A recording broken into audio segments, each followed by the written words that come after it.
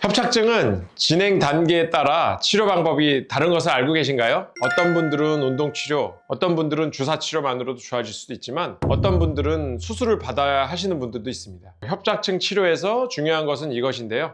이것을 평상시에 잘 아는 것이 중요합니다. 오늘 많은 사람들이 가지고 계시고 정말 흔한 질환인 척추관 협착증에 대해서 알아보도록 하겠습니다. 이것이 무엇인지는 영상을 끝까지 봐주시면 알려드리겠습니다. 자, 척추관 협착증 보통 연세 드신 분들한테 호발되는 걸로 저는 알고 있는데 허리 디스크와는 어떻게 다른지 먼저 설명 부탁드릴게요. 자, 그림에서 보시면 우리 몸에는 척추뼈와 디스크 그리고 그 사이로 신경이 지나가게 됩니다. 근데 주로 나이가 드시면서 뼈나 인대가 두꺼워지고 튀어나오고 디스크도 튀어나오고 이러면서 척추 신경이 지나가고 있는 이 통로가 막히게 되고 압박받게 되고 이런 것을 바로 우리가 협착증이라고 하고 있습니다. 그래서 우리 젊은 분들의 같은 경우는 아직까지 관까지는 좁아지진 않았으나 섬유륜과 수액 있는 부분들이 찢어져서 나와서 뼈와 뼈 사이에 있는 디스크만으로 눌리는 거를 보통 우리가 허리 디스크, 요추 추간판 탈출증, 경추 추간판 탈출증 이렇게 부르게 되는 거고요. 협착증은 설명드렸듯이 뼈도 튀어나오고 뒤에 있는 인대도 두꺼워져서 넓은 신경 통로를 사방 디스크, 인대, 뼈 이런 것들로 인해서 신경이 목이 졸리는 그런 질환이라고 할 수 있겠습니다. 그렇다면 척추관 협착증의 증세별 단계가 좀 궁금한데요. 우리가 이게 신경이 누르는 거기 때문에 신경에 따른 증상들이 많이 나타나는 것이 초기인데요. 이렇게 요추 부위에서 걸쳐서 좌골 및 이렇게 정강이, 발가락, 발 뒤꿈치 이런 데까지 저리게 되는 증상들이 초기에 나타날 수 있고요. 그 이후에는 우리가 중등도로 넘어가게 되면은 우리 척추관이 더 좁아져서 걷다가 쉬어야 되는, 즉 파행이라고 하면 우리가 어느 정도 걷게 되면은 반드시 앉아서 쉰다든지 허리를 구부려서 쉬어야만 움직일 수 있는 그런 증상을 파행이라고 하는데요. 우리가 그래도 중등도부터는 파행 등이 나타나게 되고 우리가 고도, 즉 중증으로 가면은 배뇨 장애가 있다든지 다리의 감각 신경이 떨어진다든지 하재의 운동신경이 마비가 돼서 발가락이 잘 안 올라간다든지 보행이 점점 어려워진다든지 하는 것을 증상에 따라서 세 가지로 분리할 수가 있겠습니다. 그리고 원장님, 병원마다 협착증 진단이 다른 이유가 무엇이죠?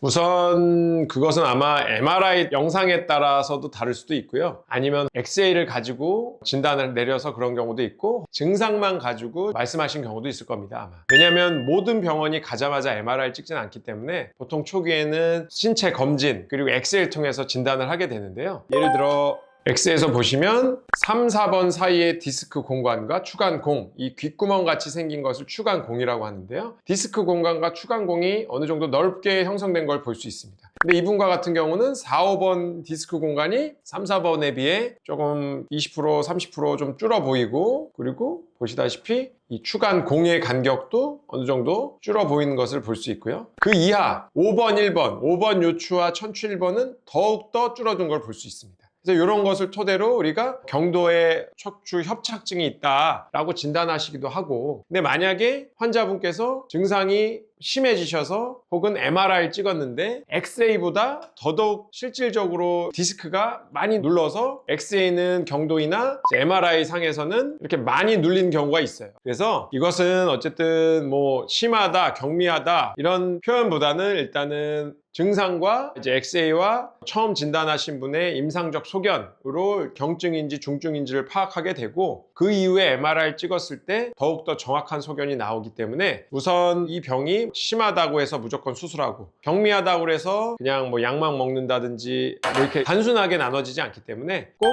전문가와 상의한 후에 세심한 신체 검진을 우선 시행해야 됩니다. 협착증 약은 오래 먹어도 괜찮은가요? 효과가 약한 것 같다라는 분들도 종종 있더라고요. 맞습니다. 협착증 양은 여러 가지가 있어요. 대표적으로 우리 정형외과에서 쓰는 진통소염제, 염증을 줄여주는 약제도 있고 혹은 뭐 오팔몬과 같이 허리의 혈류, 혈액순환을 좋게 하는 약들도 있고 혹은 아주 심하게 통증을 호소하는 분들은 마약성 진통제까지 다양한 진통제와 뭐 혈액순환 개선제들이 사용되게 됩니다. 하지만 모든 약은 부작용을 가지고 있어요. 대표적인 부작용은 당연히 위장 관계의 뭐 속쓰림, 위장 장애 이런 것들이 일으킬 수 있고, 그리고 오팔몬과 같이 혈액순환 개선제를 오래 드신 경우에는 출혈 소견이 좀 늘어나는 경우가 있습니다. 뭐 멍이 자주 든다든지 출혈이 좀 쉽게 발생한다든지 지혈이 잘 안 된다든지 하는 등의 부작용이 발생할 수 있습니다. 그러므로 약도 무조건 장기적으로 복용하지 마시고, 저 같은 경우는 약물 치료는 초기에 급성으로 좀 해드리고, 장기적으로는 운동을 통해서 허리 근력을 강화시켜주고 코어 근력을 강화시켜주는 운동이 가장 중요하다고 생각됩니다. 자, 그 다음은 시술 이야기를 빼놓을 수가 없는데요.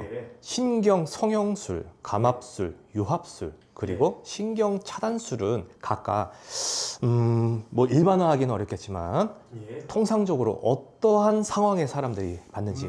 보통 경증 때는 저 같은 경우는 약물, 물리치료 이런 걸 통해서 증상을 호전시킨 다음에 코어 운동을 많이 강조하는 편입니다. 보시다시피 허리를 쭉 신전시킨 상태에서, 핀 상태에서 고개를 드시고, 목도 나빠지면 안 되기 때문에 고개를 드시고 버텨주시는 운동입니다. 처음에 고령의 경우에는 소파나 침대에서 기대서 하는 것을 추천드립니다. 그리고 조금 단계가 올라가시면 처음엔 20초, 그 다음에는 30초, 그 다음에 1분, 잘 되시면 5분까지도 늘려주시고, 아침에 20회, 점심에 20회, 저녁에 20회 이런 식으로 횟수도 많이 늘려주는 운동이 중요할 거라고 생각되고, 다음에는 정성근 박사님의 백년허리 걷기, 그래서 이렇게 허리를 꼿꼿하게 세우고 고개를 약간 전상방을 보면서 약간 숨이 차는 속도로 걷는 운동을 추천드립니다. 처음에는 매일 저녁 나가셔서 10분, 20분, 잘 되면 30분씩 꾸준하게 해주시는 걸 추천드립니다. 그 외에도 수영도 아주 좋은 운동이 될 수 있고, 뭐 요즘 유행하는 뭐 러닝이라든지 조깅 이런 것도 많이 도움이 장기적으로 되기 때문에 처음에는 어려우시겠지만 조금씩 나가셔서 꾸준하게 해주시는 것을 아주 중요하게 생각하고 있습니다. 만약에 이제 중등도의 경우 우리가 약물이나 물리치료 혹은 도수치료 같은 치료로도 호전이 없는 경우에는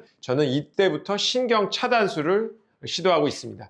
우리가 신경 차단술은 말 그대로 신경을 차단하는 게 아니고, 허리에 직접적으로 디스크나 협착이 심한 부위에 이렇게 주사 약물을 주입해서 이 통증을 만드는 여러 염증 물질을 제거하는 효과가 있는데요. 신경 차단술이 아무래도 우리가 가장 안전하고 적은 약물로 수술 없이 허리에 있는 통증을 완화시켜 줄 수 있는 가장 대표적이고 간단한 시술이라고 생각이 듭니다. 왜냐하면 그 다음 단계, 이제 중등도로 넘어갔거나 중등도에서 좀 심한 상태거나 아니면 중증으로 갔을 때는 예를 들어 신경 성형술을 할 수 있는데요. 신경 성형술은 꼬리뼈로 해서 카테터를 집어넣어서 해당 협착 부위에다가 카테터를 거치시켜 놓고, 만약에 풍선이면 이렇게 풍선을 늘려줘서 관을 조금이라도 넓혀주고, 또한 거기다가 약물을 주입함으로써 세척해주고 여러 가지 염증 물질을 제거하는 그런 시술인데요. 아무래도 신경 차단술보다는 좀 더 침습적이고 약물을 많이 써야 되기 때문에 이는 입원 후에 절대 안정, 시술 후에도 하루나 이틀 정도 혹은 3일까지도 안정하면서 관찰을 해줘야 되는, 약간은 신경 차단술보다는 조금 리스크가 있는 시술이라고 할 수 있겠습니다. 하지만 만약에 중증, 즉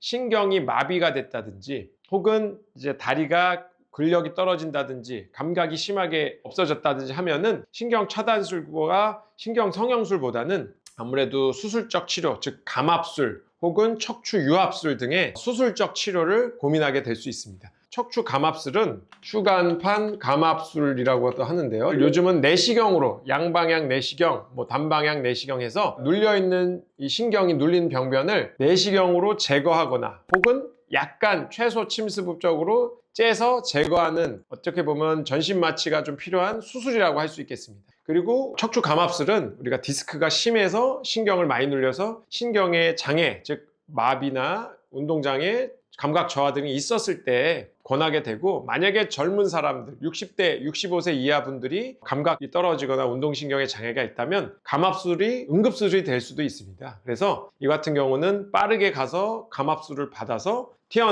터져나온 디스크를 제거해 줘야만 신경이 영구적인 손상이 되지 않도록 할 수 있기 때문에 이 같은 경우에는 척추 전문병원이나 대학병원의 전문의와 상의해서 수술적 치료를 고려해야 됩니다.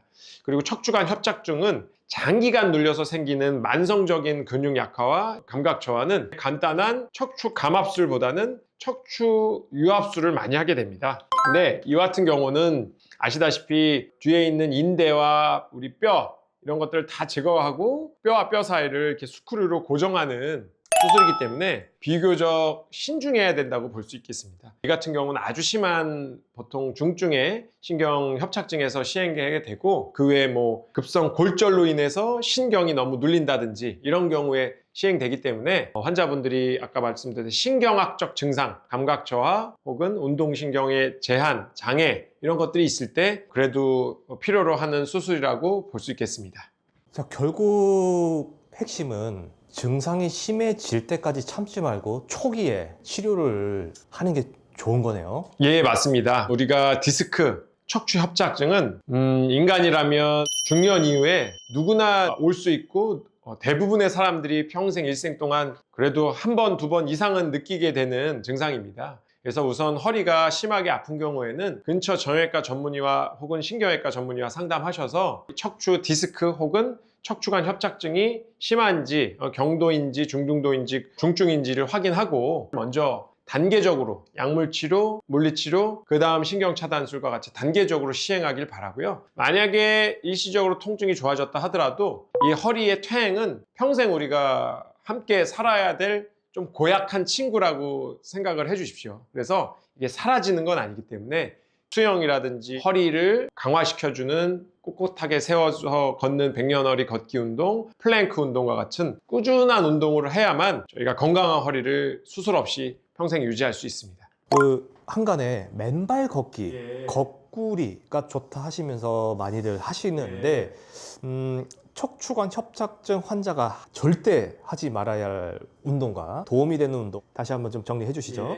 뭐 어떤 환자는 꼭 이걸 하지 말아야 된다 이런 관점보다는 근거 없는 운동을 너무 무리하게 하지 마시라. 여러 환자분들이 오시면 이렇게 맨발 걷기를 많이 좋아하세요. 근데 이제 정형외과 의사 입장에서는 맨발 걷기를 하다가 상처가 생겨서 감염이 돼서 저희한테 오셔서 고름을 쬐고 항생제를 맞는 분들이 제가 겪다 보니 웬만하면 맨발 걷기보다는 좋은 양말과 좋은 운동화를 신으셔서 평지 걷기와 같은 운동 등을 하시라라고 권하고 싶고요. 그리고 거꾸리 운동도 우리 뭐 헬스장이나 이런 데서 많이 하고 계신데 내가 척추 협착증이 있다고 해서 거꾸리 운동이 무조건 도움이 된다 그러진 않습니다. 그래서 기본적으로 재활의학과나 이런 곳에서 증명이 된 뭐 플랭크 운동, 나이에 따라서는 뭐 브릿지 운동, 이런 코어 운동을 먼저 해주시고 하지만 거꾸리가 내가 너무나 좋다 그래서 했을 때 나는 해방감을 느끼고 시원함을 느낀다 하면은 해주셔도 좋지만 거꾸리 운동을 한 후에 다리가 더 저린다든지 허리가 더 아프다든지 감각이 떨어진다든지 하면 절대 하시면 안 된다고 볼 수 있겠습니다. 오히려 그 병변을 더 악화시킬 수 있기 때문에 우선 제가 권하는 거는 플랭크 운동 그리고 걷기 운동, 수영과 같은 운동이고요. 젊은 분들이 요즘 뭐 스쿼트라든지 혹은 이제 윗몸 일으키기, 양반다리 혹은 쭈그려 앉기 이런 동작들 허리에만큼은 과도한 스트레스와 압박을 줄 수 있다고 볼 수 있습니다. 그래서